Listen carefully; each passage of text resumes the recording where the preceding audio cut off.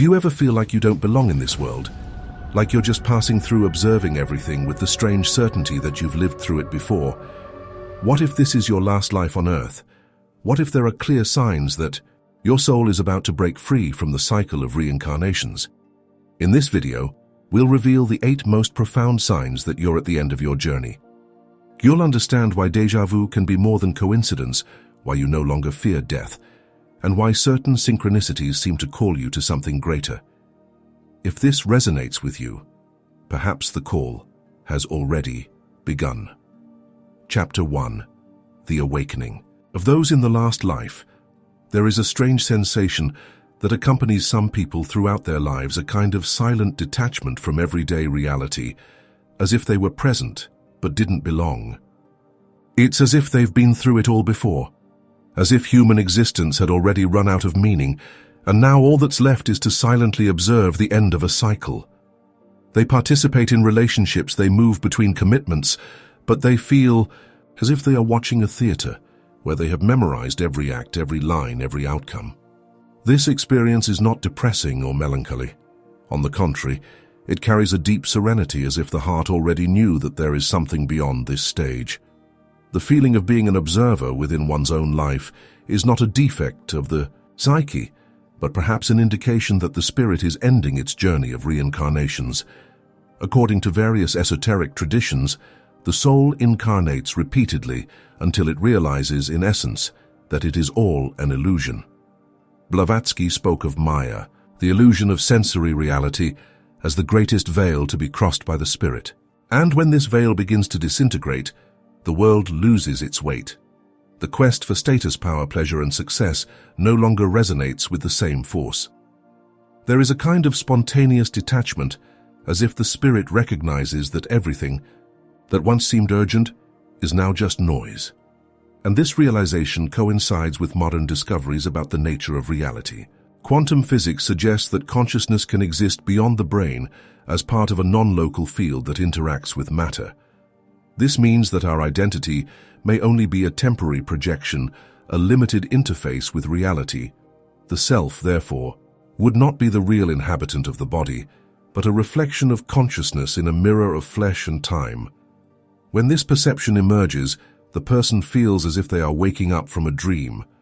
Life begins to seem programmed, predictable, and something inside begins to whisper, "You've been through this before. It's almost time to leave." This feeling isn't empty, it's a preparation for transcendence. The soul, recognizing the illusion, begins to free itself from it. The feeling of not belonging, of being dislocated from the world, can be the first big sign that this is the last ride on the merry-go-round of matter. Chapter 2. Déjà vu as a fracture in time and evidence of parallel realities. Among the most enigmatic signs of a soul about to break free from the cycle of reincarnations is déjà vu, that brief but intense feeling of having already experienced a moment that is supposedly happening for the first time. For most people, it's just a memory processing error, an electrical fault in the brain. But for those who are attentive, déjà vu becomes an opening between worlds. Blavatsky already said that time as we perceive it is not a straight line but a limited construction imposed on the incarnate mind. According to her, all lives exist simultaneously in different layers of reality, and consciousness can for a moment slip between these layers. This is exactly what happens during déjà vu. We're not remembering, we're recognizing. What is felt is a connection between parallel lines of time, an overlapping of moments that are being experienced at the same time by different versions of the same being. Quantum physics provides fertile ground for this interpretation. The theory of many worlds proposed by Hugh Everett suggests that each decision creates a bifurcation in the universe, generating parallel realities where each possibility is realized. If this is true, then déjà vu could be the result of a momentary intertwining between these versions of ourselves, as if consciousness were picking up on an overlap of events in adjacent universes. What's more, if we feel these echoes frequently, it could be a sign that we are starting to become aware of the multidimensional nature of existence. Those in their last lives can experience déjà vus, not just as sensations, but as revelations, flashes of an expanded consciousness touching multiple points in space-time. These are moments when the veil between realities becomes thinner, allowing us to see for a moment the whole map. This perception profoundly changes the way we see the world. Events no longer seem isolated. Encounters seem orchestrated, and everything begins to point to a synchronicity that cannot be ignored. When déjà vu ceases to be curious and becomes significant, it is because something greater is being revealed.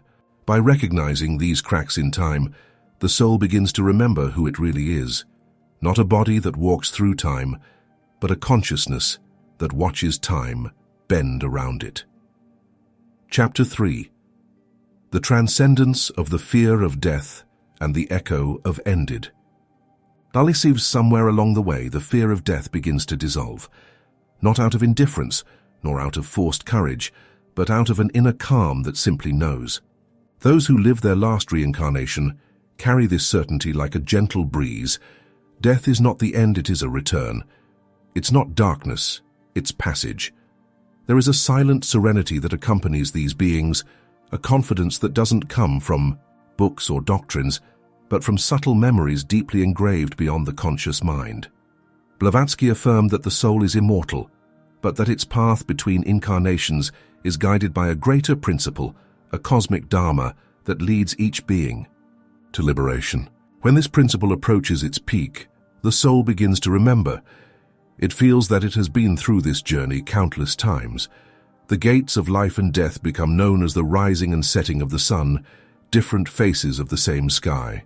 And this challenges the survival instinct programmed into the biological body, because the spirit has already transcended this need. Near-death experiences, for example, often report feelings of deep peace, welcoming light reunions and even a complete overhaul of life elements that also appear in the most vivid dreams, indicating that the unconscious knows this process better than we realize.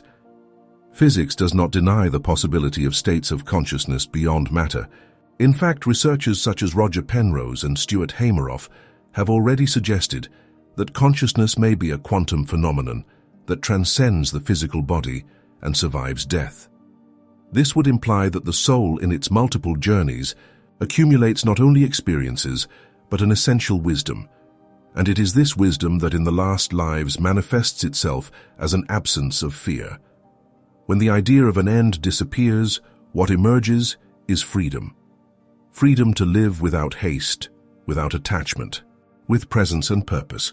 And more than that, there's the subtle reminder that there's something waiting on the other side, something that can't be explained but that you recognize, like the smell of the house you grew up in, even if you've forgotten what it was like inside.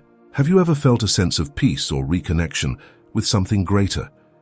Especially when you think about death or the journey of the soul. Comment below with your thoughts on how transcending the fear of death can pave the way for a new understanding of life and existence. Chapter 4. Synchronicity as the hidden map of a conscious reality.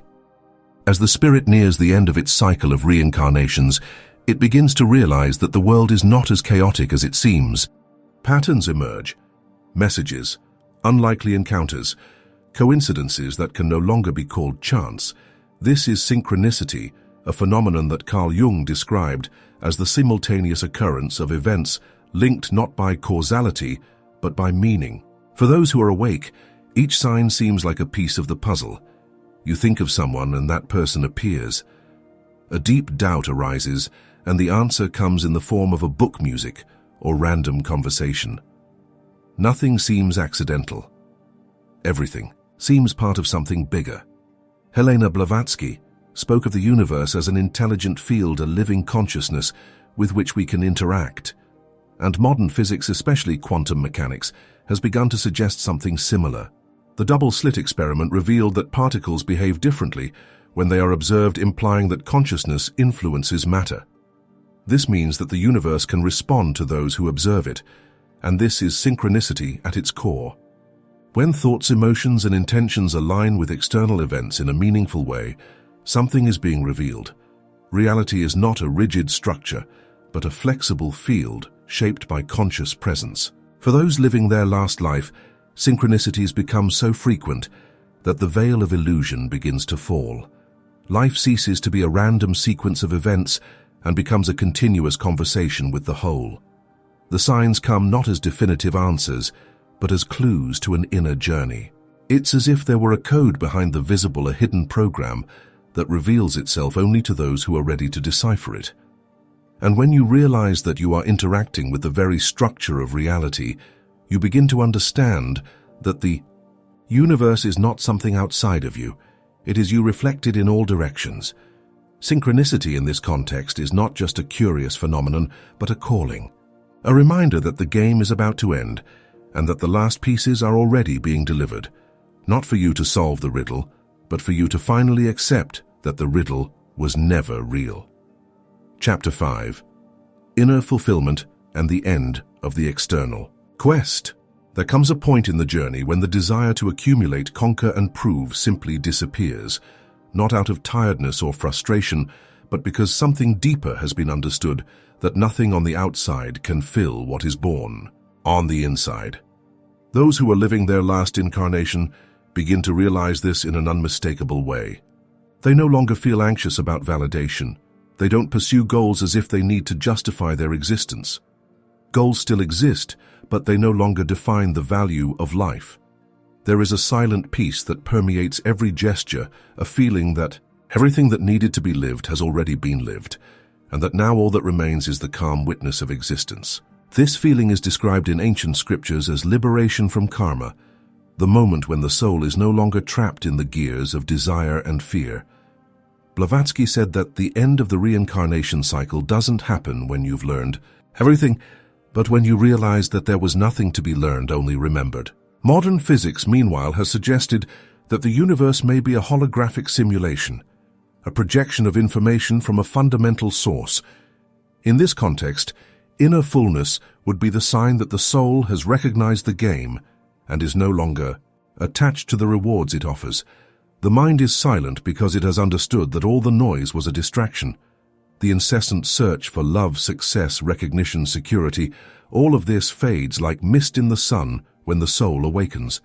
And when there is no longer any urgency, life is lived in total presence.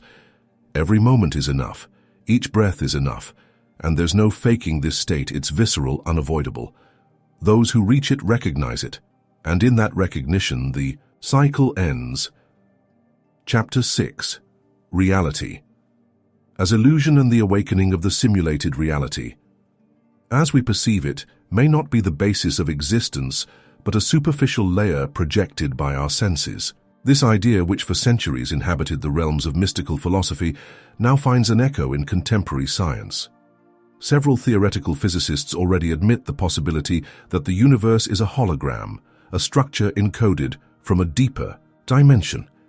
Blavatsky, back in the 19th century, claimed that everything we call matter is actually a manifestation of an invisible intelligence, the physical plane being just a shadow of something more vast. For those who are living their last life, this perception becomes constant. Reality begins to appear inconsistent, plastic, malleable. Colors, sounds, textures, everything loses its rigidity and begins to seem filtered, as if there were a barrier between what is and what seems to be. The individual begins to realize that everything is a sensory interpretation. The blue of the sky is not blue in itself, but a neurological response to certain frequencies of light. Touch doesn't involve contact between atoms, just electromagnetic, fields repelling each other.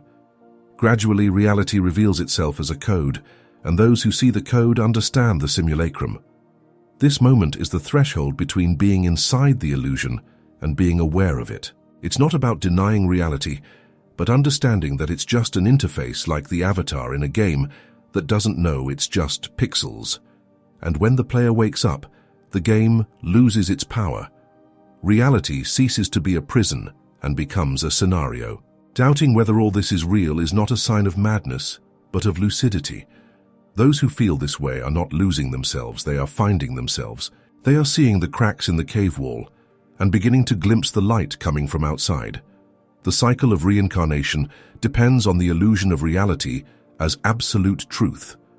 When this illusion is shattered, there is nowhere for the cycle to rest.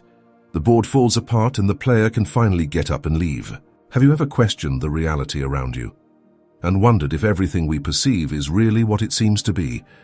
Comment below with your thoughts on how the illusion of reality can affect our understanding of existence and the cycle of reincarnation. Chapter 7. The Illusion of the Self and the Final Break in the Cycle. The last and most profound revelation for those who are ending their reincarnation journey is also the most difficult to accept. The self was never real. It's not a question of denying individuality, but of understanding that what we call I is only a mental construct, a temporary reflection of infinite consciousness manifesting in a body, a name, and a story. The personality desires, fears, traumas, achievements. All this is a mask, a layer that the soul takes on in order to operate within the game of reality. Blavatsky said that true being is beyond form, beyond mind, beyond time. And the moment when this real being begins to reveal itself behind the masks marks the breaking point with the cycle. The death of the ego is not a dramatic event, but a silent fading of boundaries. The idea of being an individual separate from the whole dissolves like salt in water. It's what many spiritual masters have called the annihilation of the self, not as loss, but as liberation. Science, surprisingly, is beginning to come closer to this vision. Research into consciousness suggests that there is no fixed center of identity in the brain, only fluid processes that create the illusion of continuity. This means that the I may just be a fiction necessary for functionality in the physical world. When this fiction is seen clearly, there is no more attachment, and without attachment, there is no return. The cycle of reincarnations feeds on the belief in the self, the need to correct mistakes, complete missions, heal wounds. But if we understand that the I never existed as something fixed, all these hang-ups disappear. The spirit then doesn't evolve, it awakens. It awakens to its true nature, which is not an identity but a presence, and it is in this state that the cycle is broken. Not because you've learned something, but because you've finally seen that there was never anything to learn, only to remember. Chapter 8. The Last Step Before Complete Awakening. When all illusions fall away, only silence remains, but not a silence of absence, a full, complete, absolute silence. It's the silence of someone who finally sees, of someone who has understood that everything was a symbol, a game, a projection. Life as a school, the soul as an apprentice, the universe as a stage, all this begins to dissolve. There are no more questions, because there is no longer anyone who needs answers. Blavatsky described this state as the reintegration of the divine monad, the eternal spark that has always been one with the all but for ages believed itself to be separate. Modern physics cannot yet measure this state, but it already admits that perhaps consciousness does not arise from matter, but is the fundamental field from which matter emerges. And if consciousness is the basis of everything, then the return to the One is simply the recognition that there never was any separation. It's the end of the game. The last step, therefore, is not taken with effort, but with surrender. It's the moment when you stop trying to be someone and you just are, not as an identity, but as a silent, full, unchanging presence. And what happens afterwards, the truth is that nobody can say, because those who cross this border don't come back to tell. Perhaps they become part of the cosmic intelligence. Perhaps they inhabit planes that our senses cannot conceive.